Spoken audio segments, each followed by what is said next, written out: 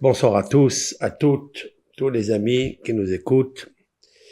Nous allons essayer de faire un shiur avec beaucoup de conseils avant cette veille de Pessah. Alors donc,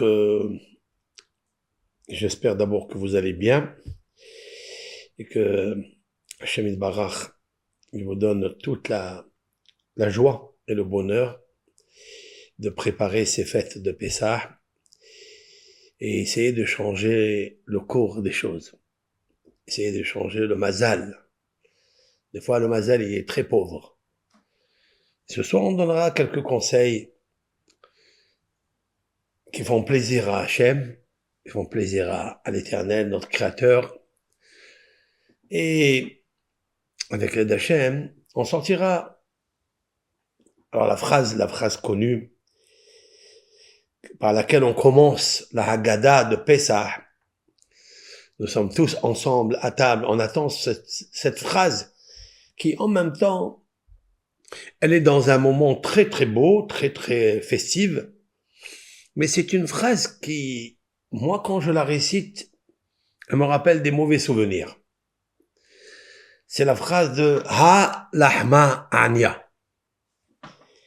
Alors, qu'est-ce qu'on fait? Donc, on fait notre kiddush. On fait le kiddush, le premier vers de Pessah.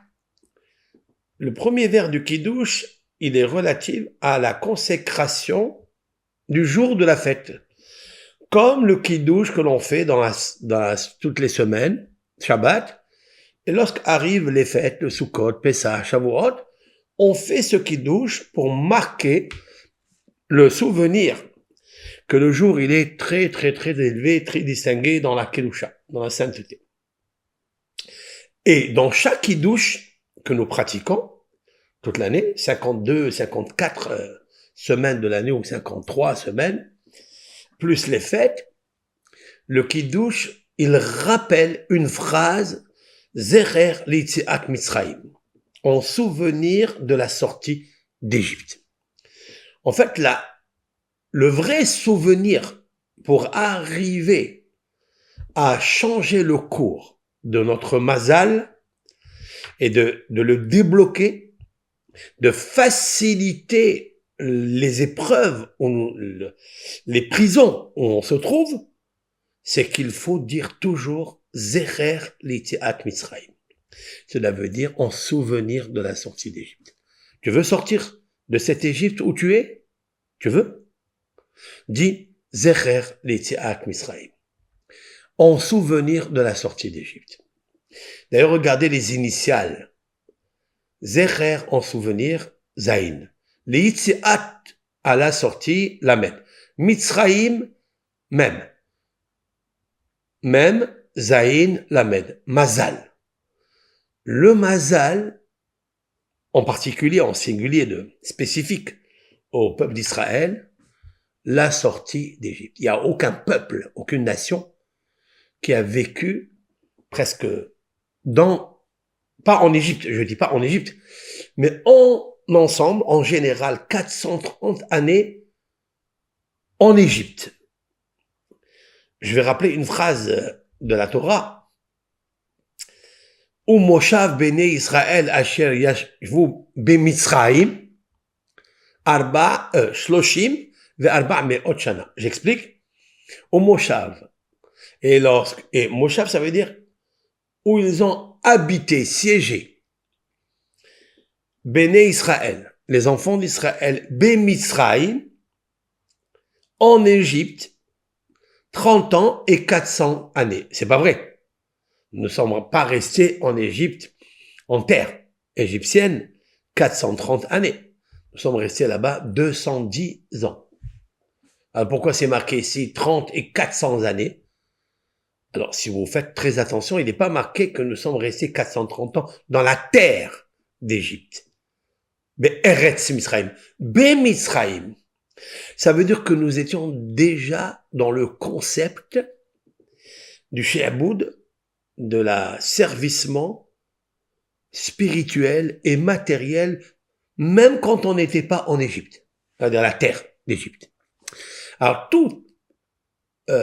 difficulté où se trouve un homme, une femme, un être humain, ça s'appelle, il est dans le creuset égyptien. Mitzraïm, c'est vrai que c'est une nation qui s'appelle l'Égypte, avec les Égyptiens. Mais le mot Mitzraïm ne veut pas dire seulement la terre où habitent les Égyptiens. Mitzraïm, ce sont les difficultés. Metzarim, ce sont les murs qui te bloquent. Tu es à l'intérieur et tu ne peux pas sortir de là. Les labyrinthes, ça s'appelle Mitzraïm. Voilà. Alors, chaque Shabbat, c'est ça qui est très, très important, la fête de Sukkot. La fête de Sukkot, ça n'a rien à voir avec l'Égypte, avec la sortie d'Égypte. La fête de Sukkot, elle se trouve au mois de Tishrei. Rosh Hashanah, Kippour, et la fête de Sukkot. Ça n'a rien à voir avec l'Égypte. Et quand même, nos sages ont introduit ces 3 mots qu'il ne faut jamais oublier. Zecher Letziat Mitzrayim. Ça veut dire que nous sommes tes serviteurs Hachem. Ça n'est pas parce que tu as créé le monde. Ça n'est pas encore une preuve que tu existes, que tu es le créateur du monde. Il y a qui disent il est là, il y a qui disent qu'il n'est pas là. Il y a qui n'ont pas encore admis qu'il existe un créateur. Ils ont admis qu'il y a quelque chose de très très haut, très distingué, très invisible et très intelligent. Mais ils n'ont pas encore montré du doigt que c'est Elohim, le maître du monde, le créateur du monde. Ils n'ont pas encore été d'accord, mais scientifiquement et absolument pas encore d'accord. Et le peuple d'Israël est d'accord avec ça. Parce que lorsque Dieu s'est révélé au peuple d'Israël au mont Sinaï, il leur a dit, je suis, parmi les 10 commandements, il fait une préface. Il dit, je suis l'Éternel, ton Dieu, qui t'a fait sortir d'Égypte. Et en fait, il aurait pu dire tout simplement, je suis ton Dieu parce que je t'ai créé. J'ai créé le ciel, j'ai créé la terre, j'ai créé la merveille. Ça n'est pas assez, c'est-à-dire ce langage, ces termes ne sont pas assez pour fouetter l'imbécilité de l'être humain. L'être humain, il a une imbécilité dans son cœur. Il ne peut pas développer des choses qu'il ne touche pas, qu'il ne comprend pas. De dire qu'il existe un surhumain qui a créé le ciel, la terre, et qui m'a créé à moi. On ne le voit pas encore. C'est difficile. C'est pas un langage qui fouette l'imbécilité de l'homme, l'inconscient de l'homme. L'Éternel, il sait ce qu'il a écrit dans la parole sacrée, dans la Torah. Je suis l'Éternel, ton Dieu, qui t'a fait sortir. Ça, tu le sens. Tu le ressens. Tu le touches. C'est concret. Tu as vécu l'esclavage. Et ça, on peut comprendre que oui, je suis sorti de là. J'ai vu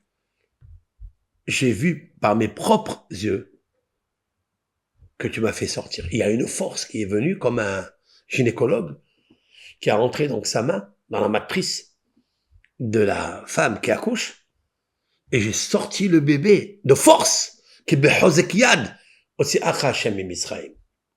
car avec une main forte l'Éternel t'a fait sortir. Il a fallu beaucoup pour que le pharaon te lâche et te répudie, si l'on peut dire ainsi. Shlah, Béchalah Paro, quand il t'a répudié, il a fallu beaucoup de force que Hachem a employé, les 10 plaies et autres. Et là, tu le sens. C'est la raison pour laquelle le Shabbat, c'est 6 jours que l'Éternel a créé le monde, certes, mais ça n'est pas encore une preuve que je connais le Créateur, que je dois le servir. J'ai encore une imbécilité, une ksilout, on appelle ça. Une cupidité. J'ai une fausseté à l'intérieur. J'ai peut-être un orgueil. Et je n'admets pas encore que tu es le Créateur. Jusqu'à maintenant, d'ailleurs, il n'y a aucune personne réellement qui réfléchit pendant 1 heure que l'Éternel est son Créateur et qu'il vit ce moment intense. Parce que le jour où il arrive à cette Nekuda, c'est-à-dire à ce point qu'il va s'effacer devant le Créateur qu'il a créé, C'est un homme qui est libre. C'est un homme qui est extraordinaire. Je voudrais être son camarade. Je voudrais être son compagnon. Je voudrais vivre à ses côtés et marcher tout au long de ma vie, le restant de ma vie. Il n'existe pas encore des êtres humains comme ça. Parce que nous oublions. Nous avons Yetzer Hara qui est choté, un Yetzer Hara qui est fou, qui est imbécile, qui est cupide, xil. Et c'est très difficile de vivre avec ce mauvais penchant qui nous gouverne, qui est plus fort que nous, qui est un ange alors que je suis sang et chair. C'est très difficile, c'est un travail de longue haleine, de longue date. Et il y a des vertes et des pas mûres. Vous savez très bien que connaître Dieu, il faut vivre par l'action et l'épreuve. Et nous étions en Égypte, nous étions esclavables depuis des décennies, 210 années, dans la terre d'Égypte. Mais l'esclavage mental, l'esclavage exil, d'être dans un pétrin qui ne pétrit plus, dans le labyrinthe, nous étions depuis la naissance de Yitzhak Avinu. Yitzhak Avinu, nous avons vécu, d'ailleurs Rashi, de mémoire bénie, le prince des commentateurs de la Torah, que ce soit le Talmud ou la Torah Pentateuch, et tout le Tanakh, Nevi'im, Ktubim, Rashi a fait un décompte. Comment trouver les 430 années que nous étions en Égypte, pas en terre d'Égypte, en Égypte, dans la difficulté. Et il commence par la naissance de Yitzhak. C'est très important parce que là-bas, il y a eu des guerres psychologiques, sentimentales, spirituelles, entre la maîtresse, qui est Sarah, et sa servante, qui était aussi la femme d'Abraham, Hagar. Et le combat a commencé ici, avec la naissance de Ishmaël, 13 ans après la naissance de Yitzhak, et ça, il nous faut bar mitzvah, 13 années et un jour pour devenir adulte et vacciné. C'est-à-dire adulte de la conscience, de comprendre qu'est-ce qui se passe dans ce monde, pourquoi j'ai un rival, pourquoi il y a toujours des embûches qui se dressent à moi pour ne pas me dévoiler, pour me connaître, pour sentir qu'il y a un poids à l'intérieur de moi qui est invisible et infini. Et c'est ce poids que ce soir, nous allons développer. Mais il nous faut passer par cette phrase-là magique. Le soir de la Gada, après avoir fait le Kiddush, après avoir cité la phrase que l'Éternel nous a fait sortir d'Égypte, etc. Et ce Kiddush-là, nous le pratiquons, Zecher, en souvenir, les Yetziat Mitzrayim, de la sortie d'Égypte. Dans les initiales font Zayin, Mem, Lamed, Mazal. Ce sont les lettres du Mazal. Alors Mazal, c'est un déversement. Il y a des personnes qui ont préparé leur réservoir. Il y a des personnes qui ont vu dans la perception, en préparant le réservoir, tout ce qu'ils vont recevoir dans le Mazal. Car l'homme n'obtient que ce qu'il se voit recevoir.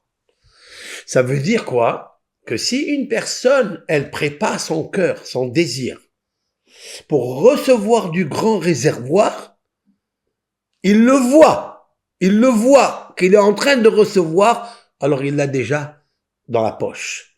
Il a déjà l'abondance dans sa maison. Alors qu'est-ce que l'homme cherche à recevoir? Chacun est différent des autres. Et tout dépendra de la nikuda, c'est-à-dire il y a un point, quand je parle du point, ça veut dire un point qui est le plus important de toute la Torah, un point qui est le plus important de toute la spiritualité, de toute la consécration, La sacralisation, un seul point que je voudrais vous dévoiler pour ce soir. Et c'est celui-là qui fait référence à cette phrase que nous levons la matzah, donc le pain azim, la matzah qui est ronde. Cette matzah, c'est le pain azim, c'est-à-dire de l'eau et de la farine, qui n'a pas fermenté et qui a cuit avant 18 minutes. Ne pas laisser la fermentation, la levure, les greurs prendre une domination sur la pâte. Et tout le travail de l'homme, c'est de ne jamais fermenter ton mazal. Des fois, le mazal, il vient et tu le laisses fermenter. Comme disent nos sages, une mitzvah qui vient à tes mains, dans ta possession, al tahmitsena, ne la fais pas fermenter. Je dis toujours, ne la fais pas fermenter, mais il faut la faire monter. Il faut la faire monter vers le haut. Il y a beaucoup d'occasions qui se présentent à nous, et ces occasions du mazal qui sont des déversements, et on n'est pas prêt, on n'est pas préparé à la recevoir. On dit, on va la laisser par la suite. Donc on la laisse fermenter. Et fermenter, c'est très grave. C'est le hametz et le mazal de Nissan qui arrive bientôt. Le soir du Seder est un mazal très très puissant qu'il nous faut prendre. Il nous faut cultiver, il faut travailler. Graduellement, bien sûr, mais il nous faut le faire. Zecher l'Yetziat Mitzrayim. Alors, je voulais vous dire que cette phrase avec laquelle on commence la Haggadah, des fois, elle me fait un petit peu... De quoi il s'agit? Nous sommes maintenant sortis d'Égypte, ça fait combien d'années? Ça fait... Depuis le don de la Torah, 3400 ou 3346 années. Et quelle est la phrase que nos sages ont trouvée à prescrire dans ce récit de la Haggadah? C'est Ha lahma anya. Ha lahma anya. Ha, c'est quoi ha? En araméen, c'est ça. Voici, lahma, le pain, anya, de pauvreté. Di achalu avhatana, en araméen, comme en arabe, vous voyez, que nos ancêtres ont mangé. Be'ar'a de Misraïm. Ar'a, c'est Eretz de Misraïm. Voici le pain de pauvreté, un pain azim, qui n'a pas levé, un pain qui est très plat. Des achlou avatana. Avec cette phrase, tu commences la Haggadah. Juste avec cette phrase. Tu peux pas trouver une autre phrase. Maintenant, tu es dans la liberté maintenant. Tu viens de prendre le premier vers où tu as dit l'Éternel, il nous a choisis parmi toutes les nations. Il nous a donné la Torah. Il nous a donné la Shona Kodesh. Il nous a donné le langage hébraïque, la langue sacrée par laquelle Dieu a créé le monde. Il nous a choisis, il nous a donné la Torah, il nous a sanctifiés, il nous a élevés. Tu viens de le dire maintenant. Et tu dis, Zecher l'Yetziat Mitzrayim, mon souvenir de la sortie d'Égypte. Très bien. Alors maintenant, on prend le premier verre du Kiddush et on va s'accouder du côté gauche et on va le boire comme des rois. Il y a qui dressent les lits, des beaux coussins, des belles tables. Il y a qui prennent des fauteuils avec des accoudoirs parce que c'est ça qu'il faut en fait. Et s'accouder sur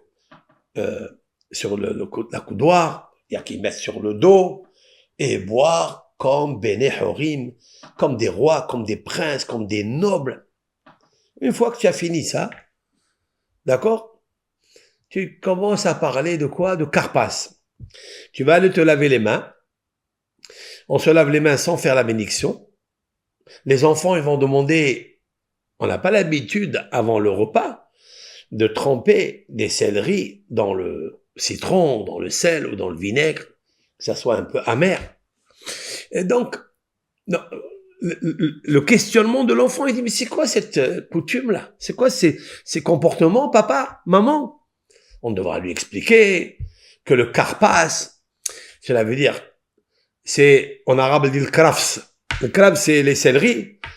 Et en arabe, on dit le kafso. Ça veut dire, ils nous ont écrasés. Les Égyptiens nous ont écrasés de labeur, de travaux forcés. En pleine chaleur, il fallait chercher la paille. Ils nous ont pas donné les briques, le ciment, tous les matériaux avec lesquels on va construire ce qu'ils voulaient construire. On parle des pyramides, on parle que les Israéliens, les Hébreux, quoi, ils ont construit des pyramides. Ça n'est pas tellement vrai, ça. Ça n'est pas tellement, c'est pas encore sûr. Ils ont travaillé Pitom vers Ramsès. C'est pas, ça n'a rien à voir. Ils ont construit des hangars. Ils ont créé des hangars pour mettre là-bas la TVA, pour mettre là-bas la récolte, etc., etc. Bon, il y a une grande discussion, est-ce qu'ils ont fait les pyramides ou pas? On va pas rentrer dans ça. Mais il y avait des travaux très difficiles. Ils leur ont pris leur argent, ils ont mis des impôts très très forts. Alors ils les ont, en fait, en arabe, krafs, comme Karpas d'ailleurs, Karpas. Et puis, on va faire après le maror, on va prendre la laitue, on va la tremper dans ce qu'on appelle le tit. Le tit, c'est la boue, quoi. On va prendre des dattes qui prennent des figues, et ils font ce qu'on appelle la harosette. La harosette, elle est marron. Elle est un peu douce, ouais, un peu douce, d'accord. On fait avec de la pomme, on fait avec de la date ou des figues. Elle est sucrée et on prend la laitue qui est un petit peu amère quand même. On trempe dans ça et on se souvient que que les Égyptiens, ils ont rendu amer le cœur, l'âme, l'esprit des bénis Israël, ba'avoda kasha, avec un travail dur, accablant. Tu viens de dire que tu es Ben Horin, tu viens de faire le kidouche. Pourquoi tu te rappelles de ça? Ça y est, c'est fini, on n'a qu'à oublier. Quand ça va arriver après le motzi, on va se laver les mains. On se lave la main avec la bénédiction, on revient, et on fait 2 brachot, on prend 2 matzot avec celle qui est en bas, et on fait Ha lahma alia di achalo avatana. Voici le pain de misère que nos ancêtres ont mangé en Égypte. Qu'est-ce que tu as besoin de dire maintenant ça? Alors, tu crois ou tu crois pas? Tu ne t'es même pas là-bas. Même que on doit travailler sur nous comme si on était là-bas et comme on est sorti pour ressentir que tu es sorti d'Égypte toi-même. On doit travailler, c'est un grand travail. Ça, c'est une mitzvah de travailler. De réveiller le cœur. D'ailleurs, il y a beaucoup de familles qui sont spécialisées dans une organisation avec les matzot sur le dos, avec ils font comme le scénario de la sortie d'Égypte. La ceinture au rein, ils font tout un spectacle pour marquer les enfants à vie. Quoi? Maror, halahma'ania, le pain d'azim, le pain de pauvreté, c'est ça que tu dis à tes enfants. Alors que tu viens de faire un kidouche, la consécration, remerciement Hachem, que tu es le peuple qui a été esclave, ok, mais après Hachem, il t'a sorti de là, il t'a fait donner, après 50 jours, il t'a révélé sa parole. Nous étions presque 3 millions de personnes, et 600 000 hommes ont foulé le pied au mont Sinaï pour recevoir la parole de Dieu, les 10 commandements, avec les miracles qu'il y avait autour, les miracles qu'ils ont vus. Les cieux se sont ouverts et ils ont vu des anges avec des fanions. Il y avait 3 à l'est, 3 à l'ouest, 3 au sud, 3 au nord. Ça fait 12. Et les bénis Israël, ils ont dit, c'est quoi ces fanions, c'est quoi ces drapeaux? Ils ont dit, nous voulons être comme ça.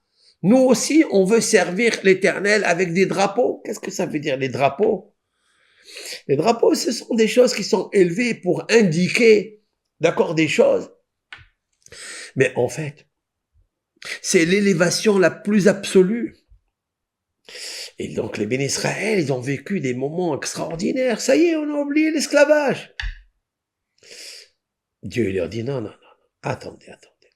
N'oubliez jamais que quand vous êtes dans la liberté, dans la richesse, dans l'opulence, que tu étais un vulgaire esclave. Et ça, il me le dit à moi. Alors que maintenant, il m'a dit que j'étais prince, j'étais notable, j'étais un roi. Je suis un roi. Toute la fête, elle va passer après en étant accoudé. On sort les beaux plats, les vaisselles riches de porcelaine, en argent, en or, en platine, en toutes les formes. Et tu dis que tu es à cette cérémonie tellement extraordinaire, unique, qu'on attend tous les ans. Tu me dis le pain, voici le pain de misère que tes ancêtres ont mangé dans la terre d'Égypte. Qu'est-ce que tu me rappelles de ça? En fait, c'est très important de le dire. Je vais vous dire quelque chose. Pour avoir la liberté réelle, il faut dire cette phrase. Ha, lahma, anya. N'oubliez pas ce que je suis en train de vous dire. Que quand vous avez des difficultés, le mazal, il va pas bien. Lorsque le mazal ne va pas bien, lorsque je n'ai pas le mazal, lorsque tout est fermé, tout est pauvre, ani, pauvre. Comment débloquer cela? Alors je vais vous dire quelque chose que j'ai réfléchi. Il y a beaucoup de questions qui se posent. Pourquoi cette partie, elle est lue, elle est enseignée, elle est écrite, elle est récitée en araméen. Il y a plusieurs réponses. Une des réponses, parce que en Égypte, ils parlaient araméen. Donc on a gardé ce langage-là. Ils parlaient hébreu, ils parlaient araméen, c'est à peu près la même langue. Ma réponse à moi, c'est le mot lahma. On dit que le pain s'appelle lehem, en hébreu, lehem, le pain. Mais en araméen, on a ajouté un aleph, lahma. Lehem, aleph. La valeur numérique du mot lahma, c'est mazala. Le mazal. Vous écoutez ce que je vous dis? Lahma, le pain, c'est ce qui se déverse du ciel. C'est le mazal que tu dois recevoir. Pour avoir le mazal, il faut que tu sortes de ton Égypte. Obligé. La question est comment sortir de mon Égypte? Les initiales. Ha, lahma, ania. Suivez-moi. Ha, he. La lettre he, 5. Lahma, lamed. 30, 35. Ania, aïn. 70. Ça me fait la lettre, je vais vous le marquer ici, comme ça, vous allez le visualiser. Parce que grâce à ça, nous allons dire un secret extraordinaire dans le schéma. D'accord? Pour que vous puissiez apprendre que quand on accepte sur nous, non, celui-là il marche plus. Pardon. On va sortir un peu de feuilles. Non. On va le marquer ici. Voilà.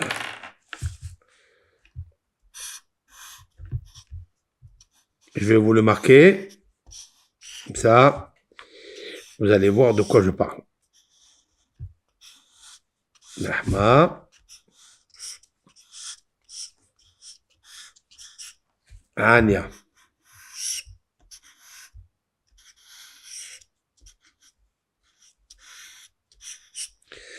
Voilà. Ça, c'est la première phrase. Ha, lahma, anya. C'est la première phrase qui va sortir de la bouche de toute la famille. Surtout le maître de maison, il va lever la voix, il va dire cette phrase, voici, en montrant le pain azim, voici, lahma, le pain, anya, pauvre, comme le mot ani. Bon, il est pauvre parce qu'il n'y a pas de levure. Des fois, on met des raisins secs, des amandes, des fois, on met des olives. Et là, il est vide, il est pauvre. Il n'y a que de l'eau et de la farine. Ok. Mais il veut qu'on se rappelle de ce pain azim qu'on a mangé, que nos ancêtres ont mangé en Égypte. Ok. Cette phrase-là, elle est puissante. Tout d'abord, le mot lahma, ça, c'est la valeur numérique mazala, le mazal. Le mazal. Alors, lorsque le mazal, il est pauvre, il faut dire ça pour le réparer. Ha. C'est quoi ha? Voici. Ha, c'est he, la lettre he. C'est la lettre du tétragramme he. C'est la lettre du tétragramme qui vient à la fin. Nous avons deux lettres he. Ha. Yud, c'est 10. Après, vous avez le he, c'est 5. Cela, c'est deux lettres qui sont précédentes. Elles sont très, très, très élevées. Après, nous avons le vav et le he. De quoi il parle ici? Du dernier he, le deuxième, qui est dans le tétragramme. Regarde-le bien. Cette lettre-là indique ce monde, indique le monde de l'action. C'est le monde où nous vivons ici. Normalement, l'Éternel aurait pu nous laisser là-haut avec le deux premiers he, Yud he. Il nous laisse à côté de lui. Nous sommes ses étincelles. Nous sommes une pure lumière émanante du monde des émanations, de l'infini pur. Pourquoi nous avoir fait descendu en Égypte? Pas en terre d'Égypte, en Égypte. Eh bien, vous savez que la Shekhinah, elle est emprisonnée dans l'Égypte. La Shekhinah, c'est cette lumière qui est dispatchée par une Nekuda, un point dans chaque individu dans le monde, être humain.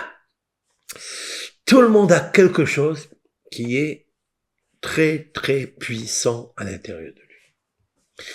Tout le corps entier, le corps ne peut pas vibrer. Le corps ne peut pas réfléchir, le corps ne peut pas marcher, le corps ne peut pas s'unir, ne peut pas aimer s'il ne comprend pas encore la Nekuda, le point de la création. Ce point de la création, il est très fort, il nous faut le comprendre. Chaque fois, il nous faut réviser ce point qui nous éclaire, qui nous illumine, qui nous rend lumineux et nobles. Si on l'oublie, on disparaît. Ha, lahma, anya. Le he, c'est-à-dire le tétragramme, dans sa puissance, sagesse, yud, he, bina, construction, discernement, intelligence. D'accord? Vav, c'est le conduit. Vav, c'est l'article de coordination. Vav. C'est la lettre Vav. C'est le crochet qui accroche une vie passée et une vie présente avec celle qui arrive dans le futur. Ça, c'est le Vav. Et le He, c'est ce que tu reçois. C'est tout ce que tu reçois. C'est ton Keli, c'est-à-dire ton vase, où tu reçois ton Mazal. Le He, toujours, tu dois te dire, moi, je suis le He de pauvreté. C'est-à-dire que je dois préparer mon cœur en disant, je ne mérite pas ce que je reçois. Je suis pauvre dans les bonnes actions. Je suis pauvre dans l'amour de Dieu. Et quand je m'efface, lorsque je prends ma personne et je l'éclaire par des affirmations telles où peut-être je ne mérite pas ce que je reçois. Je ne mérite pas cette liberté. Je ne mérite pas ce legs, cet héritage. Je ne mérite pas même mon salaire, même ma récompense, ma rémunération. Je la mérite pas. Mais elle vient uniquement de là-haut. Elle vient d'un réservoir gratuit de là-haut. Hachamim, nos sages, ou celui qui est l'auteur à la hauteur du récit de la Haggadah, il a commencé avec cette phrase. Attention, ne plongez pas dans l'oubli à cause de la liberté, à cause d'une grande armée, à cause de la richesse, à cause de l'économie, à cause. Ça amène des trébuches, ça amène des embûches et ça amène beaucoup de malheur. Jusqu'au point où le mazal, il devient pauvre. Vous savez pourquoi le peuple d'Israël est sorti d'Égypte? Parce qu'ils ont mangé ce pain azim. Eh oui. Parce que toute leur vie en Égypte, ils ont levé les yeux vers Hachem et ils ont crié à Hachem, ils ont prié à Hachem. À quel moment ils ont levé à Hachem? Ils ont levé à Hachem lorsqu'on a commencé à leur faire le maror. Lorsqu'on commençait à vaïmariru et hayehem, parce que le peuple d'Israël, dans l'Exode, dans le 5e verset, il est marqué, les bénis d'Israël se sont multipliés, fructifiés, et ils se sont enrichis, méod, beaucoup. Ils étaient dans tous les marchés égyptiens. C'est eux qui tenaient le marché, comme ici au Prado, et comme ailleurs, ils tiennent le sentier, ils tiennent la foire fouille, etc. C'est à eux, toi eux. Et ils ont oublié Akadosh Baruch. Ils ont oublié Ribono Shalom. Ils ont oublié Avraham Avinu. Malgré qu'il était très riche, il a dit, je suis une poussière et je suis une cendre. Lorsqu'on a donné la richesse à Yitzhak, il a dit, je prends mon corps et je l'offre comme holocauste. Oh là! Yaakov, il a dit, qui suis-je? Donne-moi juste un peu de pain et un vêtement pour m'habiller et un pain pour manger.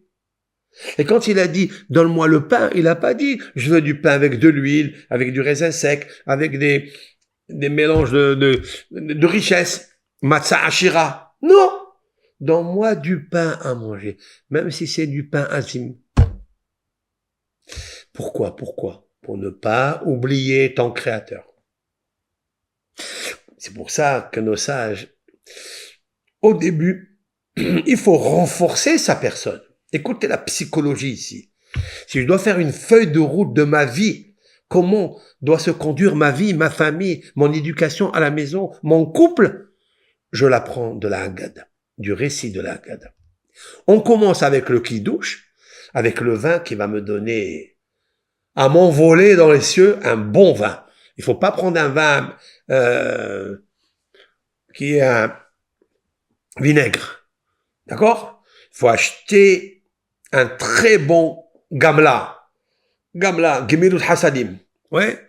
Achète un bon gamla.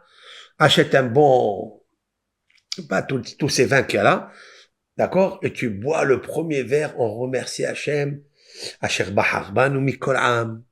Qu'il nous a choisi parmi les peuples. Veromemanu Mikol Hashon. Il nous a élevés parmi tous les langages. Kedeshanu Bemitzvotav. Il nous a sanctifiés par ses commandements, etc., etc., etc. Tu commences avec ça. Mais tout ça, c'est spirituel. Parce que tu vas monter, parce que à quel moment tu vas sentir la liberté? C'est une vraie liberté. La liberté quand tu maîtrises tes passions. Quand tu maîtrises la liberté que les êtres humains ont envie. Que le mauvais penchant leur propose. Comment tu arrives à ça?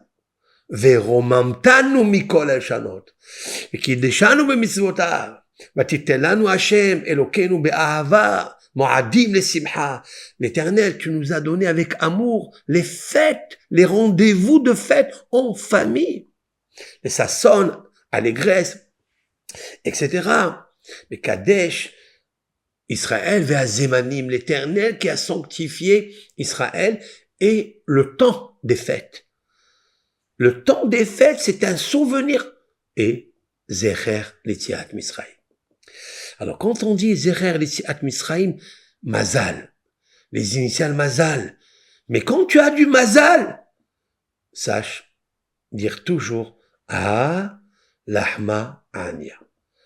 Ah, voici Lahma, le pain. Le Mazal, Anya, pauvreté. Ça veut dire, je suis pauvre.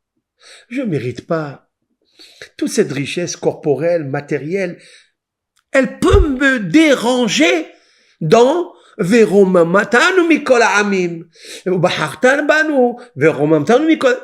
peut me déranger dans l'excellence de la langue de la Torah, de l'amour de Hachem, de l'amour du prochain. Parce que quand un homme, il abuse des richesses qu'il a à ses mains, d'accord, qu'il possède, je veux dire, il oublie les autres.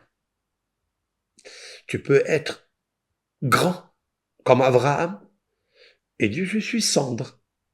Car tout ce que j'ai ici, je ne sais même pas comment il est arrivé chez moi. L'homme, il dit, moi, c'est grâce à moi, c'est mon dû, c'est moi, j'ai fait la tzedaka, moi, j'ai fait du bien avec l'un, avec l'autre, c'est mes affaires, c'est moi, je réfléchis bien, l'Éternel, il m'a donné l'intelligence pour faire des astuces, des stratagèmes, je gagne, je sais comment faire avec le banquier, je sais comment investir ici, comment investir. L'homme, il tire les plans sur la comète. Non, non, non, non, non. À Pessah, où commence le peuple, l'État d'Israël a commencé à Pessah. Quand je dis l'État, le peuple Israël, qui aime Dieu, qui est attaché à Dieu, qui aime Shabbat, qui aime tout ce il est amoureux de Dieu. Vous voyez? Il a commencé à l'Ahmania. Là, il a commencé. Voici le pain de misère. Voici le mazal que j'ai grâce à Hachem. Moi, je suis pauvre. Je suis rien. D'ailleurs, regardez, quand vous mangez du pain, nos sages ont instauré une bénédiction. Après l'ablution des mains, tu vas au robinet, avant de manger du pain. Le pain, c'est le mazal. Tu te laves les mains, droite, gauche, gauche, droite, etc. Tu remplis bien tes mains. Et qu'est-ce que tu dis? Baruch ata Hashem Elokim lech haolam, asher kideshanu b'mitzvotav tzivanu al netilat yadayim. Ça veut dire, merci, source de bénédiction Hachem, le maître du monde, qui nous a sanctifié de pratiquer son ordonnance, ses commandements, être obéissant à ce qu'il te dit. Ça, rien que ça, on peut parler des heures et des heures. Il y a beaucoup de gens qui ne savent pas l'importance de se laver les mains. C'est une mitzvah de rachamim, d'accord, mais elle est appuyée par des supports toraniques. Vous sanctifierez, vous serez saints. Vous vous sanctifierez, nos sages disent que quand tu manges du pain, tu dois te sanctifier tes mains. Car manger du pain à table, c'est comme faire un sacrifice sur l'autel des sacrifices. Donc comme le grand prêtre, il pratiquait le sacerdoce là-bas, toi aussi tu dois le faire. C'est pas tu vas t'asseoir, tu vas manger comme un goinfre dans le restaurant des 3 gros et tu sors 4 gros. Non, tu vas sanctifier la table. Il faut sanctifier tes mains. Mais regardez ce que nos sages ont dit.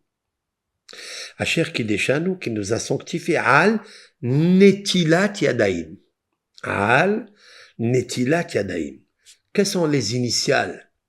Disent les kabbalistes. C'est un Zohar, hein? Al, il y a le Aïn. Aïn. D'accord? Il y a le Aïn. Al netilat yadaim. Donc vous avez le aïn, le noun et le yud. Voyez? Al netilat yadaim. Vous avez le aïn, le noun et le yud. Ani. Ani, c'est pauvre. Qu'est-ce qui fait le pauvre dans l'ablution des mains? Nos sages disent, il y a une Gemara, une Talmud, qui dit que celui qui fait pas l'ablution des mains, il peut devenir pauvre.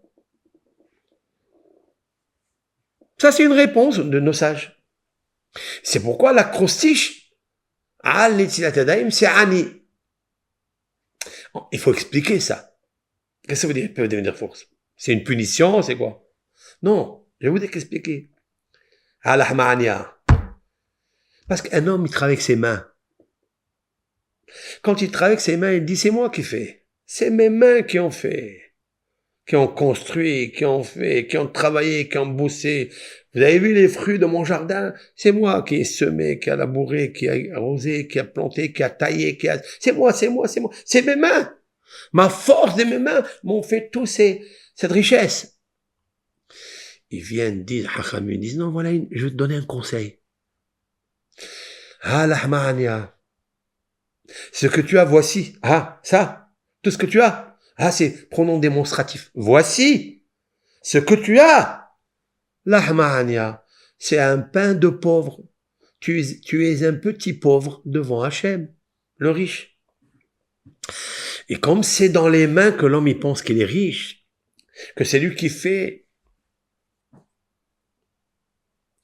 Il y avait dans Abnei Brak, donc c'est une ville très religieuse, il y a beaucoup d'institutions, de collèges, des grands d'Israël. Il y avait là-bas un sofer, un scribe, très bon scribe qui écrit les Sefer Torah. Un Sefer Torah aujourd'hui, pour acheter un Sefer Torah, ça coûte très très cher. Ça monte à 70 000 euros. Ça peut monter 50 000 euros. Tout dépend de la qualité de l'écriture, de la maîtrise des lettres, être minutieux dans les lettres, etc. Et il y a des grands scribes. Il y a un voisin qui habite à côté d'un sofer. Et il voit que ce sofer, il a acheté la première maison. Il travaille nuit et jour pour écrire un Sefer Torah. Il a écrit le premier, le deuxième, le troisième, il s'est enrichi, il a acheté une maison, il a acheté une deuxième maison, une troisième maison. À son camarade, il le rencontre un jour, il lui dit au sofer, Sofer, c'est un homme religieux, il écrit le nom de Dieu à chaque verset. Il fait le mikvé, il se trempe, il immerge dans le mikvé. Oui, il fait une pureté avant de venir. Il lui a dit, au Hachem, tu as acheté première maison, tu as acheté pour ta fille, tu as acheté pour ton fils, tu as marié celui-là. Il lui a dit ça. Et le sofer, il lui a dit, tant que j'ai mes mains, tant que j'ai ma main droite pour écrire, Alhamdulillah, comme on dit. Dieu, voilà, tant que j'ai ma main. Il est rentré chez lui à la maison. Il est parti dormir. Le matin, il se réveille, sa main est paralysée. Le matin, il se lève pour faire un Netilat Yadayim le matin, comme on fait d'habitude, après avoir dormi 60 respirations, c'est-à-dire dans les 18 minutes. Les mains sont impures dans le sommeil. Il va pour se laver les mains, il n'arrive pas à lever la main droite. Il peut faire qu'avec la main gauche. Et il se dit, mais qu'est-ce que j'ai? Mais il a oublié ce qu'il a dit hier soir. Tant que j'ai mes mains, je peux acheter encore 50 maisons. Ah, c'est tes mains. C'est tes mains qui ont fait ça. D'accord. Al netilat yadayim. Netilat yadayim, c'est l'ablution des mains. Il faut se laver les mains, de ne jamais dire que c'est mes mains qui ont fait. Il faut les prendre avec de l'eau purificatrice, de l'eau qui vient du ciel, et laver ses mains, de dire, c'est pas moi qui fais. D'ailleurs, il y a un verset. Et c'est un des souvenirs que l'on doit tous et toutes le matin se rappeler. Premier souvenir, c'est lequel? Yetziat Mitzrayim, la sortie d'Égypte. Je vais venir avec vous, d'accord? Le premier souvenir qu'on doit avoir tous les matins, il y en a 10. Yetziat Mitzrayim, la sortie d'Égypte. Je vais aller directement à la fin de la prière. Tous les matins, je le fais. Les camarades, ils le font. Et vous allez maintenant le faire. Vous allez vous rappeler qu'il y a 10 souvenirs à ne pas oublier. J'ai toujours dit que si tu veux avoir les souvenirs, respecte les 10 souvenirs. Lesquels? Me voici unifié. Regardez ça. Leshem Yichud Kudsha Berechu. Au nom de l'unicité de l'Éternel, béni soit-il, et sa Shekhinah, la lumière émanante de lui. Are Ani, me voici, Mekayem, accomplir mitzvot, commandement, Eser Zechirot, 10 souvenirs. Shehayav Kol Adam, que tout homme est obligé, astreint, Lizkor Bechol Yom, se rappeler chaque jour. Ve'eluhen, les voici. Premier, c'est lequel? Yetziat Mitzrayim. La sortie d'Égypte. Waouh, waouh, waouh, waouh. Ça, c'est le fondement de ton mazal. Tu veux ton mazal? Annule-toi devant ton mazal. Annule-toi. Ha lahma anya di achalu avatana bemisraïm. Voici le pain de misère. D'ailleurs, j'ai toujours remarqué que lorsqu'il vient un couple me demander de les marier, avant de marier quelqu'un, je donne des conseils. Je le prends une fois, 2 fois, 3 fois, je le reçois. La première des choses que j'observe, et je vois, est-ce que ce couple va tenir? Est-ce que cette union est viable? Selon leurs paroles, selon leur engagement, je décèle, est-ce qu'il y a ici les 2 personnes, ouais, les 2 sacrifices, parce qu'il va y avoir ici un des 2 sacrifices, et des fois c'est les 2 les sacrifices. Je leur dis une seule chose. Est-ce que vous vous sentez humble? Est-ce que maintenant vous parlez très bien ensemble? Chacun, il parle à sa douce sœur en douceur. D'accord? Mais il faut savoir, est-ce que ça va continuer ça pendant le mariage? Et quand je vois que le travail de l'entêtement des fois, je vois que chacun il tient sur des principes bidons, je vais les appeler comme ça, hein, vraiment des principes qu'ils n'ont jamais travaillé. Comment les enlever? Ils vont rester avec pendant le mariage. Les feux d'artifice du début du mariage, quand je te regarde, quand je t'observe, quand tu vois que la douceur que j'ai maintenant, etc., ça ne veut rien dire. Ça peut être que du tape à l'œil. Un feu d'artifice, parce qu'il y a du feu. Il y a un feu de l'amour, il y a un feu où on veut être ensemble. On veut s'enlacer, on veut s'embrasser, on veut s'aimer. Mais ça n'est pas encore une preuve, ça peut être que du feu. Lorsque l'artifice, il s'en va, le feu, il s'éteint. Il faut savoir ça. Où il est le sacrifice? Le sacrifice, pour être ben horin, pour être après en liberté, c'est ha lahma anya. Voici lahma mazala anya pauvre.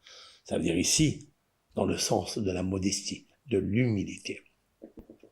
D'ailleurs, les hommes, qu'est-ce que aiment les hommes? Quelles sont les femmes que aiment les hommes? C'est pas des femmes, hazve shalom, soumises. Dieu préserve. Jamais de la vie. On ne doit pas être soumis à un homme. Dieu préserve. On doit être soumis, et sans condition, seulement à Dieu. Mais soumise quand elle a soumis son mauvais penchant. Ça oui. Lorsqu'on a une soumission, on travaille pour faire une soumission de notre ego, alors le mazal y tient. Regardez le roi David. Il était richissime. Il était beau. Il était puissant. Qu'est-ce qu'il dit à Dieu? Il dit à Dieu dans la prière. Aïe, aïe, aïe. Regardez, je vais vous dire, dans les prières, il y a des phrases d'une beauté extrême. Dans les psaumes du roi David. Il dit, où il est ce... Regardez ce qu'il dit le roi David. Tefila et David. Prière de David. Hate Adonai oznecha aneni. Le roi David, il dit, Éternel, penche ton oreille, si l'on peut dire ainsi, hein. Aneni, exauce-moi. Il parle avec son père spirituel. Tefila les David. Hate Hachem. Hachem, c'est miséricorde. Je ne mérite rien. Je ne mérite rien. Éternel, agis avec moi avec miséricorde, seulement avec miséricorde, s'il te plaît, avec grâce et miséricorde. Et penche ton oreille, Anéni, écoute-moi. Ok? Je penche mon oreille, je vais t'écouter, tu me dis quoi? Qu'est-ce que le roi David dit? Ki ani ve evion ani. Car je suis d'une extrême pauvreté. Regardez ce qu'il dit, le roi David. Vous savez, nous, on dit toujours Ani, Ani, Ani, Ani. Regardez les Israéliens. Les Israéliens, les politiciens, tout cela. Mais quand je dis Israéliens, c'est pas Israël parce que moi, je regarde toujours, j'observe ma communauté. Tu vois, les politiques et ceux qui sont les journalistes. Ani, Ani, Ani, Ani, Ani, Ani.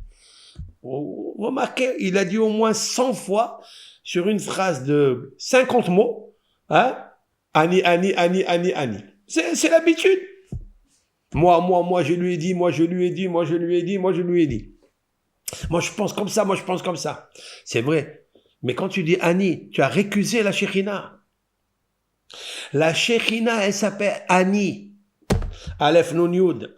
Ani Adonai Elohechem, dans le schéma. Je suis l'Éternel, ton Dieu. Anochi Hashem Elohecha, Asher hotzeticha miMitzrayim. C'est lui seul qui peut dire je suis. Je suis ce que je suis, ce que je serai. Car je suis. Et moi, un homme très faible, même que j'ai l'intelligence que Dieu m'a donnée, tu ne peux pas dire moi. Et quand même on le dit tout le temps. Qu'est-ce qu'il dit le roi David? Je sais que le mot Ani t'appartient à Dieu. C'est à toi. Je veux te prier, penche ton oreille vers moi et exauce ma prière. Et il dit, qui ani, car je suis pauvre, ve evion, j'ai même pas de quoi manger un repas, ani. Le ani à moi, il est pauvre. Ça veut dire que je n'existe pas. Voilà le mazal. Beaucoup de gens prient à Hachem. Beaucoup de filles, beaucoup de garçons, ils vont au kotel. Ils prient à Hachem sur le kever de Rachel, de Rabbi Shimon Bar Yochai. Ils prient à Hachem. N'oubliez jamais cette phrase-là. Hachem, miséricorde. Tends ton oreille et écoute-moi. Qu'est-ce que tu dois lui dire? Je suis. Non, pas je suis. Qui? Car Ani, pauvre, Evion, encore plus pauvre, Ani, moi. Si le mot Ani, tu peux pas dire pauvre, c'est impossible. Il n'a pas dit qui Ani, car moi je suis pauvre. Si tu dis moi, c'est qu'en fait, tu n'es pas avec Dieu. Parce que si tu dis moi à côté de Dieu, c'est que tu lui as pris le moi de Dieu. Il y a un moi supérieur et un moi inférieur. Ani Adonai Elohecha, seulement Hachem. Il est Adonai Elohecha. Personne d'autre. Je vais revenir vers vous. J'éteins ça et je reviens. D'accord? Voilà. Je valide la première Quand il dépasse 1 heure, on ne peut plus. Donc, je reviens vers vous. Pardonnez-moi. Hein. J'arrive. Voilà. Voilà. Je reprends encore un autre TikTok pour que vous soyez avec moi. Voilà. J'ai appris, Baruch Hashem, hein. J'ai appris à manipuler cela dans les arrives. Donc, ça s'est éteint. Je vous rappelle à vous. Ça s'éteint quand il dépasse 58 minutes. Comme ça, il s'éteint. Il ne peut pas aller plus loin. Donc, je l'ai éteint. Je reviens encore pour continuer le cours. Ok? Alors, donc, quand tu parles avec Hachem, c'est lui le Hani. C'est pas moi. Donc, le roi David, Bechokhma, avec sagesse, il dit à Hachem, tends ton oreille par la miséricorde. Si tu appelles Dieu et tu penses qu'il est miséricorde, il est la source de miséricorde. Ça veut dire, quand on dit miséricorde, ça veut dire qu'il a tout dans ses mains. Parce que celui qui n'a rien dans ses mains, c'est qu'il est orgueilleux. Mais celui qui a tout dans ses mains, c'est qu'il est modeste. Et comme il est humble, il va écouter ce que tu lui dis. Tu lui dis à Kadosh Baruch Hu, tends ton oreille, écoute-moi. C'est ton camarade, lui. Qu'est-ce qu'il a dit à Hachem? Yutke Vavke. Oui, c'est le maître du monde. Yutke Vavke, c'est comme l'eau qui irrigue la racine des arbres. Cette eau, elle pénètre dans la racine. Après, elle monte dans le tronc. Et après, elle irrigue les branches. Et après, elle fait des feuilles, après des bourgeons, les fleurs et les fruits. Yutke Vavke, j'ai besoin pour me donner à mon arbre l'irrigation indispensable pour vivre. Pour vivre. Donc quand je veux entamer une prière avec Hachem, je suis obligé de m'irriguer par le nom de Dieu. De me faire vivre par le nom de Dieu. C'est comme si je prenais un réservoir d'eau et je fais un bain sur moi-même pour me purifier, pour me vivifier et planifier et se modifier pour se bonifier en Hachem, Akadosh Baruch Hu. Mais n'oublie pas la suite. Qui ani ve'evion ani. Car pauvre et indigent, je suis. Shamra nafshi ki hasidani. Quelle beauté. Garde mon âme. Ki hasid ani. Car il n'a pas dit ani hasid. Écoutez ça. Qui hasid ani. Car pieux je suis. Hosha, j'ai une question ici. Hosha avdecha atta Elohai. Sauve ton serviteur, toi, Elohai. Donc elle dit ani, c'est toi. Atta, c'est toi. En fait, qui hasid ani, il parle plus de lui, il parle de Hachem. Parce que Hachem, il est hasid.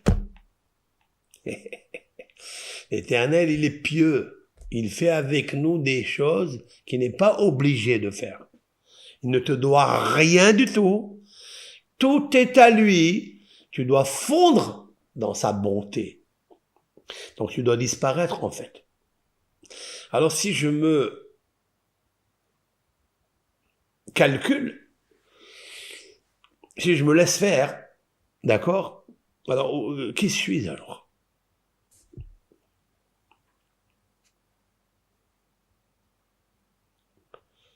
Ata Elohai aboteach enecha. C'est toi, mon créateur, mon Dieu, aboteach elecha, pour qui j'ai confiance entièrement. Honneni Adonai, aie pitié de moi.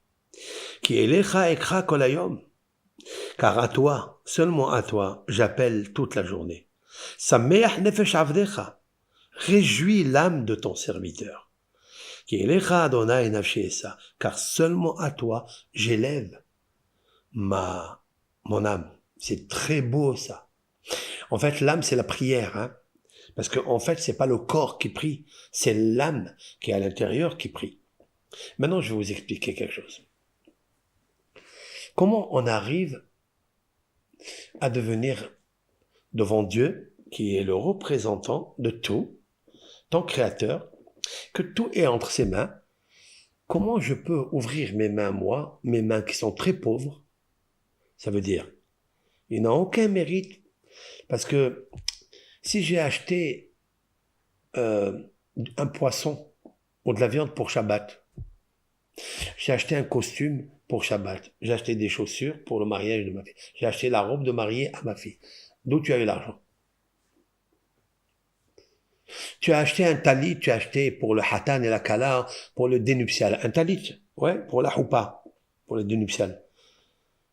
Est-ce que, avant que tu achètes le talit, c'est pas moi qui te l'ai ordonné? Avant d'acheter tes filines, c'est pas moi qui te les ai ordonnées. Qui t'a donné l'argent pour le faire? Donc tes mains, en fait, ils n'ont aucun mérite. Juste ouvre-les pour recevoir du grand réservoir en étant dans l'idée, hein, je dis l'idée de la pauvreté. Pauvreté, quand je dis, ça veut dire de l'humilité. Le roi David, il dit qu'il était pauvre. Il est pauvre, le roi David? Il est riche. C'est un roi. Un homme très puissant. Oui ou non? Mais il emploie des mots. Je suis pauvre. Je n'ai rien. C'est magnifique, ça. Maintenant, je vais vous dire quelque chose. Il y a, on va dire, une lettre. Voilà. Une lettre, une seule. Dans toute la Torah. Je parle du Pentateuch. Qui est la plus importante de toutes les autres lettres. De tous les autres mots. De tous les autres versets, phrases. Et de tout le ruisseau et le fleuve et l'océan. De 304 805 lettres de la Torah. Il y a une qui est la plus importante, qui est l'infini des bontés, des sagesses, une seule. Qui peut me dire ça? C'est laquelle? Vous savez très bien qu'il y a 22 lettres de l'alphabet, ça c'est vrai. C'est vrai? 22 lettres de l'alphabet.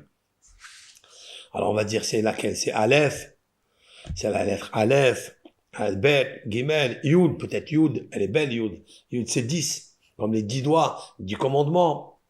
Aleph aussi c'est Alouf, Alouf c'est le maître du monde, c'est le général du monde. De chaque lettre, elle fait apparaître sa dimension. Mais il faut savoir quelque chose, disent les kabbalistes, que le Pentateuch, tous les mitzvot, c'est-à-dire les récits qui sont écrits dans ces livres merveilleux, les 5 livres de la Torah, Genèse, Exode, Lévitique, que nous sommes en train de lire dans ces sections, ces semaines, Bamidbar, les nombres et Deutéronome, ils sont tous remplis de secrets de Torah. Tout est magnifique, oui.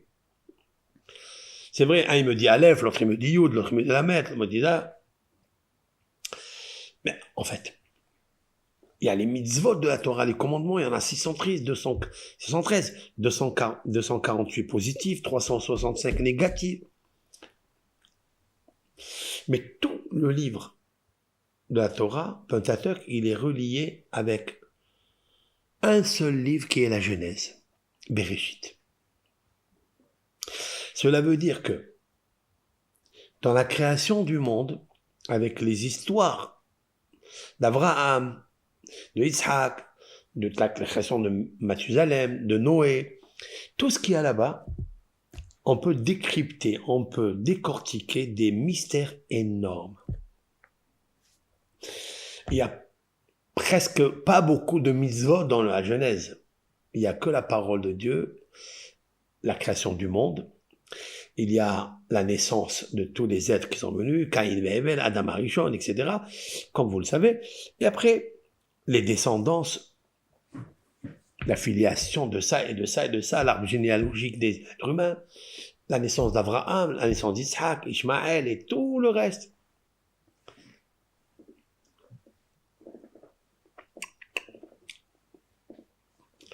Tout ça est inclus dans le livre de Bereshit. Mais tout le livre de Bereshit, il est inclus dans la création du monde. Et toute la création du monde, elle est incluse dans le mot Bereshit, qui veut dire sagesse. Et le plus grand, c'est la première lettre, bet. Bet, qui veut dire baït, la maison. Mais ça n'est pas encore la maison qui est grande. C'est le point qui est à l'intérieur du bet. Il y a un point à l'intérieur du bet. Ce point, c'est l'infini. Ce point qui est à l'intérieur du bet de la lettre 2, d'accord? Bet baït, qui veut dire maison. Il y a un point à l'intérieur. L'Éternel, il aurait pu dire non, on va le marquer sans point. Et ça fait aussi vet.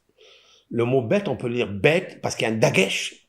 On appuie dessus, on met un petit point pour appuyer. Pourquoi il faut ce point pour dire Bereshit? Sans point. Vous avez des lettres bêtes sans point à l'intérieur. Pourquoi l'Éternel a demandé que ce bête de la création, bête binyan, binyan, bina c'est de l'intelligence, le discernement. C'est ce qu'il nous faut pour construire quelque chose. D'ailleurs, j'ai dit toujours à deux, Hatan et Kala, je leur dis, écoute, vous êtes deux. Où est le point central que vous avez? Quel est le point de communication entre vous? Quel est le point où vous allez disparaître les deux? Pour ne jamais compter les points l'un contre l'autre. Il y a un point là-bas qui est l'infini. Il faut disparaître là-bas. Ce point, il s'appelle Hirik. Hirik, qu'est-ce que c'est? C'est un point. Vous avez des voyelles. Je vais vous le montrer ici.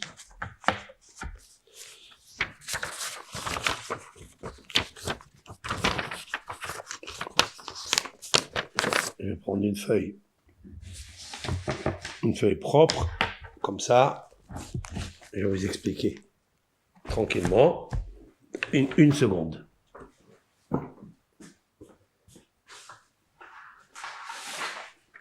Voilà. Voilà une feuille propre. Et je vais vous mettre les voyelles. OK? Et on va débattre sur les voyelles parce qu'elles sont profondes, ces voyelles. Vous avez kamatz. Kamatz, c'est ça. Voilà. Après, vous avez patah. Après, vous avez... Voilà. Après, vous avez sheva. Après, vous avez segol. Vous avez segol. Après, vous avez kobutz. Après, vous avez patah, segol, kobutz. Bon, on va faire déjà cela. On va mettre un point. Hirik. Voilà. Voilà, vous avez ces voyelles-là. Ça, c'est kamatz. Kamatz. C'est un trait en haut et ça fait vav. Ça fait vav. C'est un trait. C'est comme la lettre 6. D'accord? 6 et yud. 10. Cette voyelle, elle compte dans la numérique 16. Le trait, c'est la lettre vav, mais oblique comme ça. Diagonale. Vav et un petit point. Avec ce petit point vav, 6 et plus yud. 10. Un point, c'est 10. Ça, c'est patah. Patah, c'est ouverture. C'est vav. La lettre vav, 6. Là, vous avez serré, 2 points, c'est 10 et 10. Ça fait 20. Là, vous avez sheva, un point en haut et un point en bas, ça fait 10. Là, vous avez 3 points, 1, 2, 3, ça fait 30 points. Ça, c'est, vous avez kobutz, c'est réunion, 1, 2, 3, ça fait 30. Là, vous avez un point, hirik. Hirik, c'est un point. C'est ce point qui se trouve dans le bête de Bereshit. Et c'est quoi ce point-là? Alors ce point, il est très important. C'est l'éternité. Dans la mystique juive, le Hirik, c'est Netzach. Netzach, c'est deux choses. Victoire et éternité. Infini. Qui est l'auteur, le personnage qui a dévoilé l'éternité infiniment grande. C'est qui? Moshe Rabbeinu. Il est investi par la sphira, la sphère, la manifestation de la pérennisation de l'infini, de la prolongation infinie. Comment? Avec un point, celui-là. Ça s'appelle en hébreu Netzach. Netzach, c'est victoire infinie. Alors, la vraie victoire, Nitzachon, il y a du mot Nitzachon. Nitzachon, c'est victoire. La vraie victoire, ce n'est pas de gagner ici la richesse provisoire, éphémère. Lorsque tu veux te marier avec quelqu'un, lorsque tu veux t'associer avec quelqu'un, il faut voir si cette association, elle va être netzach, ça veut dire éternelle. Éternelle. Tu viens pas, tu te maries, tu dis bon, on se marie, allez maintenant, et si ça marche pas? Non, non, ça va marcher. On va tout faire pour la pérenniser. Celui qui n'est pas convaincu au départ que ça va être comme ça, t'approches pas. T'approches pas. Tu peux pas. On se marie pour l'éternité.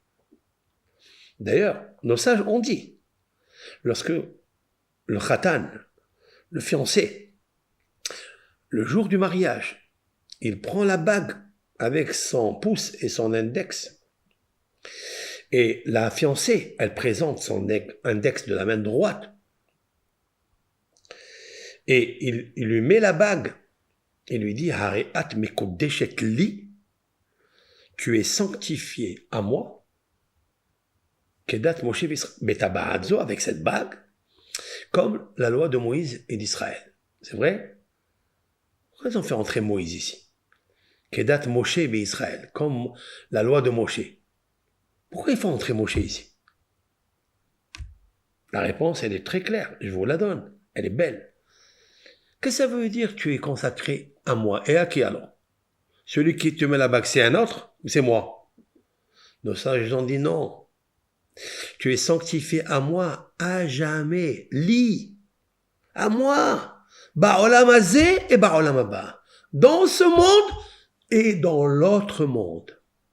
Vous écoutez ça? Ça veut dire pour la résurrection des mondes. Des morts, on sera ensemble. Vous êtes capable ça? C'est quoi le li? Ça veut dire yud. C'est le point. Netzach. À jamais. Éternel. Pour ça qu'on dit Kedat Moshe. Parce que Moshe Rabbeinu Isha Elohim. Il est Netzach. C'est victoire. Il a dévoilé par la Torah que nous sommes des êtres éternels.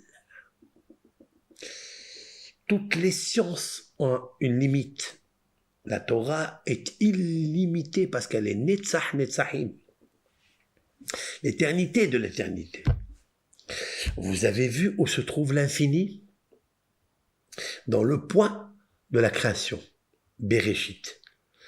Quand tu as deux bêtes, c'est deux, tu veux construire baït, maison, le point central, ne l'oublie pas. Le point c'est Hirik, Dagesh Hirik, Yud. Hirik c'est Netzach. Toute la richesse, elle se trouve là-bas. Je vais vous dire encore quelque chose. C'est qu'en fait, vous savez, on dit Shema Israël Adonai Eloheinu Adonai Echad. C'est vrai? Je vous ai envoyé une petite vidéo mystérieuse sur les fondements mystérieux, secrets du schéma Israël. Regardez-la, visionnez-la et partagez-la, celle-là. Elle est remplie d'éternité et de protection. Vous savez quel est le mot le plus puissant qu'il y a dans le schéma? Quel est le mot? Je vous demande à vous. Répondez-moi. Quel est le mot? Il y en a 6. Shema, Israël, Adonai, Eloheinu, Adonai, Echad. Il y a 6 mots. Dites-moi quel est le mot le plus puissant qu'il y a là-bas. Allez, dites-moi. Qu'est-ce qui peut me dire? Bon, laissez-moi les commentaires. Moi, je vais vous le dire et vous me laissez les commentaires après. Le mot le plus important, c'est Ehad.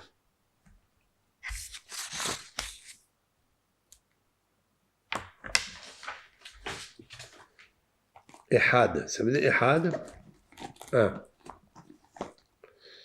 Hachem Ehad ou Shmo Ehad. L'Éternel est un. C'est ça le mot le plus puissant, c'est Ehad. Je vais vous le marquer ici.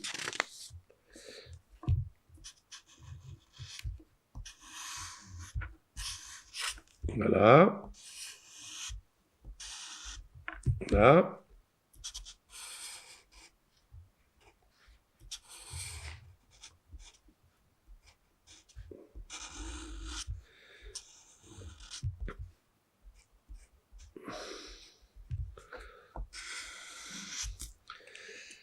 Voilà.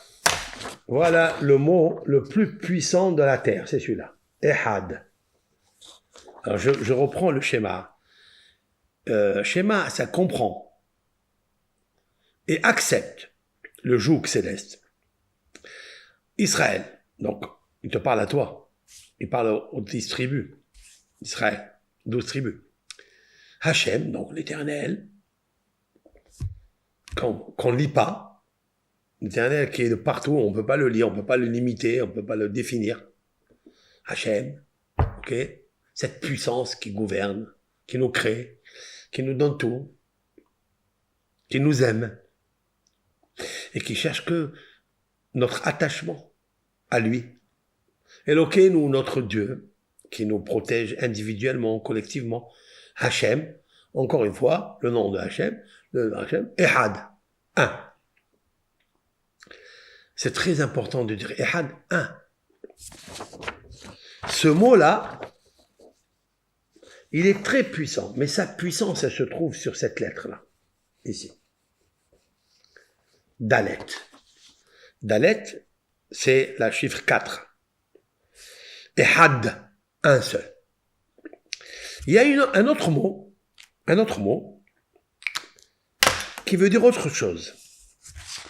Mais celui-là, il est tellement négatif qu'il faut se sauver de lui. Ça s'appelle Aher. Aher. Un autre. Vous voyez?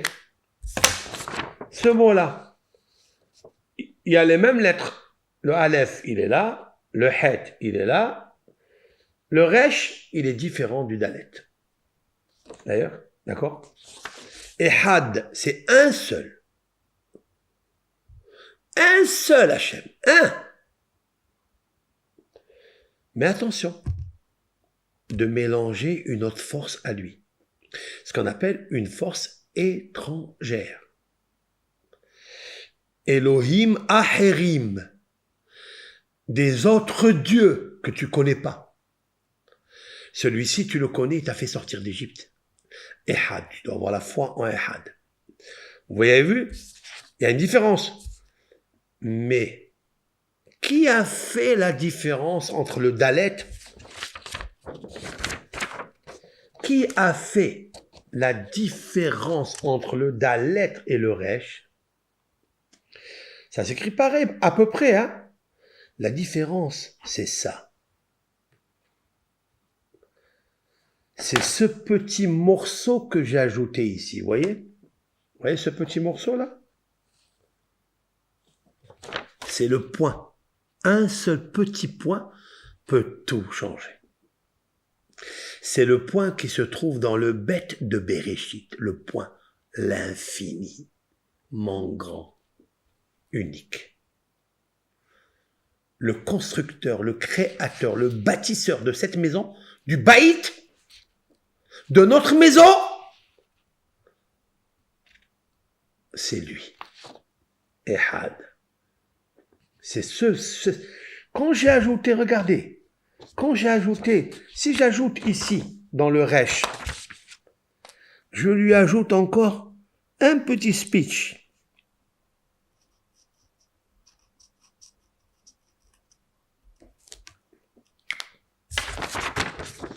Oui, je lui ai ajouté juste un petit point, celui-ci. Je l'ai rendu Ehad. Je le rends unique.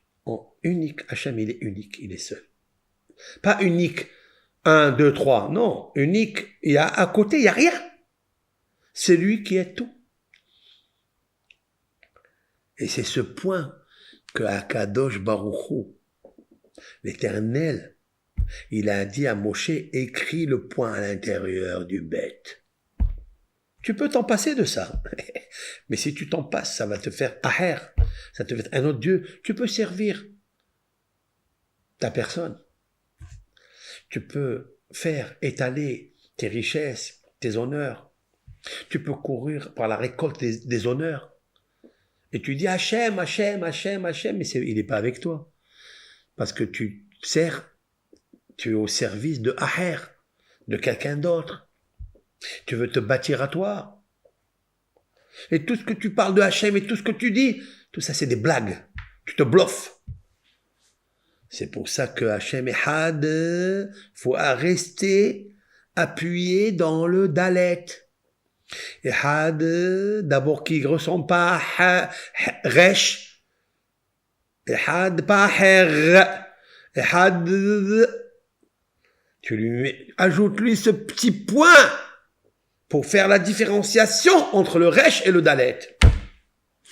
Alors, Dalet, c'est les portes. Toutes les portes s'ouvrent. C'est très puissant, c'est très profond. Un point qui peut t'élever très, très, très haut. Et si tu ne le mets pas, tu peux servir dans ta vie. Je vais vous donner un exemple. Vous avez des gens qui étudient la Torah, qui font des mitzvot, sont vraiment bien. Mais ils sont coléreux. Et quand on leur manque de respect, ou quand on ne fait pas comme eux ils veulent, qu'est-ce qui se passe dans la maison? Gzdour. Ils se mettent à s'énerver, à casser des verres, à crier pour calmer leurs nerfs, pour adoucir je ne sais quoi. Tu viens d'étudier la Torah, Habibi. Tu viens de faire un cours de Torah, tu viens... Et qu'est-ce que tu fais? Tu te mets en colère. Qui tu sers alors? Tu sers ta colère, tu sers la force négative, Aher. Ce sont des dieux étrangers que tu sers. C'est pas Ehad, c'est Aher, un autre. Tu sais pourquoi? Parce que toute ton étude, tu l'as pas encore faite pour le Créateur. Tu l'as pas faite encore pour servir ton vrai Créateur, qui est l'infini. Donc c'est pas la victoire. Il te manque ce point, le hirik, la richesse, le netzah. Netzah, pérennisation. Mais le jour où tu t'es énervé, tu as pris tout ce que tu dis, tout ce que le Zohar Kadosh, Rabbi Shimon bar Yochai dit, oh il va avoir malheur, comme ça il dit là-bas, malheur, malheur, malheur, à la personne qui mishtadel be'oraita, qui étudie la Torah, qui fait les mitzvot, qui fait les prières, il est kassan, il est nerveux, il a la marashhora, il a la bile qui sécrète d'amertume et il se met en colère. Parce qu'elle s'appelle Mara Hama. Mara, c'est la bile. Elle est dans le corps, la bile, c'est comme le soleil dans l'univers. Ça s'appelle Hama, chaude. Il dit la chaleur qui est en toi. Si tu n'arrives pas à la calmer avec la rate, la rate, elle peut calmer la chaleur de la Mara. Mara, c'est la Hama, c'est le pancréas et tout ce qui est à côté de... D'accord? Il dit, faites attention à ça, parce que tu sers qui? Tu sers ta personne, et tu détruis tout ce qui est autour de toi. Donc quel est le plus important pour arriver? Qu'est-ce qu'ils ont voulu faire les Grecs? Qu'est-ce qu'ils ont voulu faire tous ceux qui ont interdit au peuple d'Israël dans toutes les époques, l'histoire, les pogroms, etc. Vous savez ce qu'ils ont voulu faire? Ils ont voulu prendre le bistouri, ouais, et ils ont dit, coupe ce morceau-là, coupe-le, enlève-le. Enlève-le juste ce point, juste ce point, tu m'enlèves ça. Parle de Hachem, parle de Elokeinu, parle de la Torah, parce que ce que tu veux, mais enlève-moi ce point-là, parce qu'il veut que ça devienne Aher. un autre. Un autre, c'est pas Dieu, c'est le hasard. C'est tout ce qui se passe, les accidents de la vie, des incidents, des accidents, des incidents, des incendies. C'est le monde, c'est la nature. Ils veulent nous enlever ça. Le point dans Bereshit, l'infini, ça, ils peuvent pas l'enlever. Parce que Shema Israël Hashem Elokeinu Hashem Echad. Alors c'est ça. Lahma Anya. Voici le pain de misère. C'est quoi le pain de misère? Le pain de misère, c'est le point qu'on voit pas dans la vie. Celui qui est invisible. Celui qui est à l'intérieur de la maison. Ça veut dire celui qui rayonne dans toute la maison et tu le sais pas. Le bon Dieu. L'infini, bon Dieu. Le Netzach, Netzachim. Vous comprenez ça? C'est magnifique ce que je suis en train de vous dire là. Ok. Allez, on arrête là. Il y a beaucoup de choses à dire, mais Baruch Hashem, je suis parti pour faire un petit cours d'une demi-heure. Baruch Hashem. Alors, il y a des petits shorts et des réels à sortir de là. Et c'est magnifique, ce cours, il est magnifique, je vous dis, je le sens. Mais j'ai pas comme un psytatisme, je vous raconte n'importe quoi. Je le ressens. D'accord? Lahma Anya, Rachetevot, les initiales, Ola. C'est quoi Ola? Holocauste. Shema, Holocauste. Shema Israël. Vous voyez ça? Shema Israël, Hashem, Elokeinu, Hashem Echad. Regardez. Shema, qu'est-ce qu'il y a ici? Aïn. 70. Israël, qu'est-ce qu'il y a ici? Lamed. Hashem, He. Aïn, Lamed, He. Ola. Holocauste. Holocauste. Quand tu fais le schéma, tu dois avoir en tête de te sacrifier comme holocauste à Dieu. Tu deviens tellement ki'ani ve'evion ani, je suis tellement pauvre que je prends mon être et je fais monter mon être vers toi. Oh là, comme un holocauste. Et d'ailleurs, Shema Israël, par quoi il commence? Shin. Et par quoi il termine? Ehad. Aleph et Shin. La première lettre du schéma, c'est Shin. La dernière mot commence par la lettre Aleph. Ça fait Esh. C'est le feu. Je rentre dans le feu de l'acceptation de l'Holocauste. Vous comprenez? Je deviens comme cet agneau qui est pauvre, qui vient et il est sacrifié à Dieu. Alors la question, elle se pose, mais comment on prend un agneau? Pourquoi Dieu, l'Éternel, il a besoin des agneaux? L'Éternel a besoin de taureaux. Tout lui appartient. Est-ce que l'Éternel consomme? Est-ce qu'il se rassasie des taureaux que lui, il a créés? Toi, tu lui apportes un taureau, un agneau. Qu'est-ce que ça veut dire, ça? La réponse, c'est pas ça. La réponse, c'est que l'agneau, il est comme un ani, comme un viol, comme un soumis devant Dieu pour être son holocauste et disparaître en lui, fondre dans la divinité, fondre dans la croyance, dans l'amour de Hachem. Et comment on fait ça? Ola. Ola, c'est monter. Ah, Lahma, Anya. Ah, He. Lahma, Lamed. Anya, Aïn. Rétroactive. Aïn, Lamed, He. Ola. Shema, Aïn. Israël, Lamed. Hachem, He. Ola. Monte comme holocauste. Vous comprenez ou pas? Oh, le peuple d'Israël. Le pauvre Israël. Le pauvre, combien d'holocaustes il a offert à Dieu? Combien? Et tout ça pourquoi? Ehad, Dalet, pas Resh. Parce que le Resh, c'est Resh. Resh, c'est pauvre. Resh, c'est Resh en français. Had, ils ont ajouté le petit point. Celui-ci, ce petit point-là, qui se trouve dans le bête de Bereshit. Maintenant, je vais vous dire quelque chose. Et même dans le point, c'est pas le contour qui est le plus important. C'est le centre du point. Parce que le Dieu est au centre de toutes nos actions. Et de toutes nos vies, de nos réincarnations. C'est lui qui dirige tout. Il est au centre de tout. C'est ça que je dois penser. Shema Israël, Hashem Elokeinu, Hashem Echad. Qu'est-ce que tu es, toi? Tu es un petit agneau. Ani ani ve'evion, pauvre. Alors tends tes oreilles, Hashem, et écoute-moi. Le 21, vous avez compris, chers amis? Yallah. Bonsoir à tout le monde. Bonne semaine à tout le monde. On continuera à faire des petits cours jusqu'à Pessah. Baruch Hashem. Ok? Kol Tov. Au revoir.